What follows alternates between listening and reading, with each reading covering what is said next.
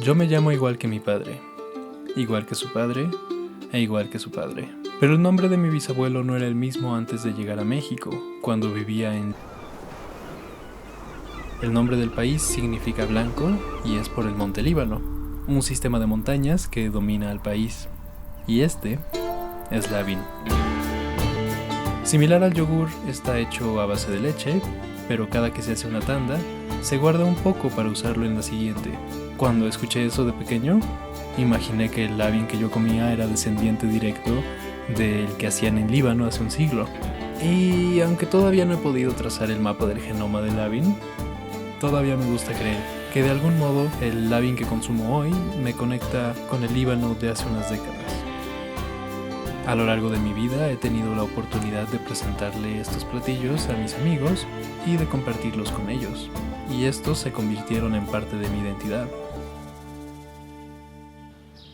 Mis bisabuelos llegaron a México sin saber hablar español, y algunas de las frases y palabras que decían en árabe todavía me llegaron a mí por mis abuelos y por sus hijos, mi padre y sus hermanos. No obstante, hasta ahora nunca se me había ocurrido pensar que aquellas expresiones podrían ya haber sido olvidadas en el mismo Líbano, deslavadas, dejadas atrás por el tiempo. La cultura con la que salieron los emigrantes se congeló en sus mentes y en sus nuevas vidas, mientras que la que se quedó en el país cambió, siguió evolucionando. Si mis bisabuelos volvieran, yo no sé si reconocerían el Líbano de hoy.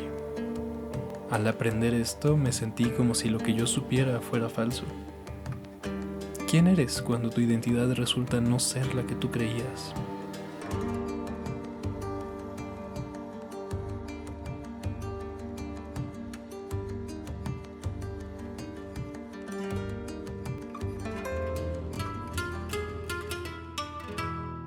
Y aunque crecí rodeado de una burbuja cultural del Líbano, desde pequeño también vi a familiares mezclando la cocina mexicana con la libanesa,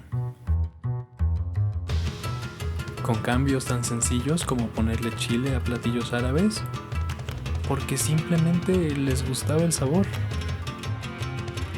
Y quizás es así de fácil. Aunque se haya congelado la cultura, yo soy una mezcla de esa que vino del Líbano y de esa con la que crecí en el México actual. Y eso está bien.